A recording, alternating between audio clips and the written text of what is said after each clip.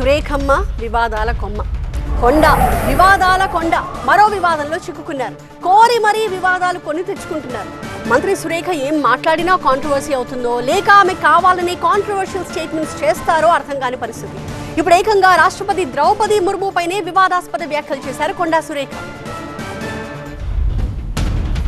లేనిపోని వివాదాలు కొని తెచ్చుకోవడంలో మంత్రి కొండా సురేఖ ఎప్పుడూ ముందుంటారు. బీసీ రిజర్వేషన్ల కోసం కాంగ్రెస్ ప్రభుత్వం ఢిల్లీలో చేపట్టిన ధర్నా కార్యక్రమంలో ప్రసంగించారు కొండా సురేఖ. రాష్ట్రపతి ద్రౌపది ముర్మునుద్దేశించి ఆమె చేసిన వ్యాఖ్యలు దుమారం రేపుతున్నాయి. ప్రధాని మోదీ రాష్ట్రపతిని కూడా చిన్నచూపు చూస్తున్నారన్నారు కొండా సురేఖ.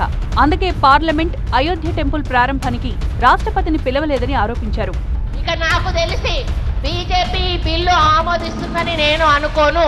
ఎందుకు అనంటే ఈరోజు మన ప్రెసిడెంట్ గారు ఒక ఎస్సీ మహిళ, మరి ఆమెను కనీసం పార్లమెంటు కొత్త భవనం ఓపెనింగ్ చేసేటప్పుడు కూడా మోడీ ఆమెను పిలవలేదు. ఎందుకంటే ఆమె వీడో అని చెప్పి ఆమెను పిలవలేదు. మరి ఎక్కడైతే అయోధ్యలో రాముడి గుడి ఓపెనింగ్ ఉందో అక్కడికి కూడా ఆమెను పిలవలేదు. ఎందుకు అంటే ఆమె ఎస్సీ అని పిలవలేదు. అంటే ఈరోజు నరనరాన బీజేపీలో కులాల యొక్క రక్తం యొక్క మరి ఆలోచనలు పాతుకుపోయి ఉన్నాయి. అంటే ఇంకా ఎస్సీలు గుళ్ళకు రావద్దు, మరి విధవలు కొన్ని శుభకార్యాలకు రావద్దు అనేటువంటి మెంటాలిటీ ఈరోజు వాళ్ళల్లో ఉన్నది. అటువంటి వాళ్ళు బీసీలకు న్యాయం చేస్తారనేటువంటి నమ్మకం నాకు లేదు. కొండా సురేఖ వ్యాఖ్యలపై బీజేపీ మండిపడింది. రాష్ట్రపతిపై కొండా సురేఖ వ్యాఖ్యలు సరికాదన్నారు బీజేపీ నేతలు.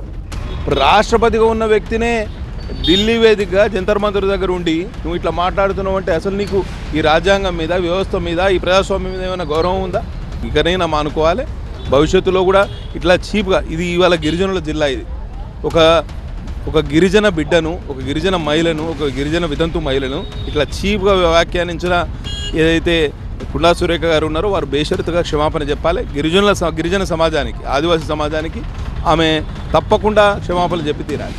కాంగ్రెస్ పార్టీ రాష్ట్రపతులని రబ్బర్ స్టాంపులకు ఉపయోగించుకున్నది. ప్రణబ్ ముఖర్జీని అయితే వారినైతే ఎట్లా అవమానించిందో సోనియా గాంధీ మనందరికీ తెలుసు. అవన్నీ మర్చిపోయి ఇవాళ రాష్ట్రపతి గురించి మేము రాష్ట్రపతికి సమూలమైనటువంటి సంపూర్ణమైనటువంటి గౌరవం ఇస్తూ ఉన్నాం.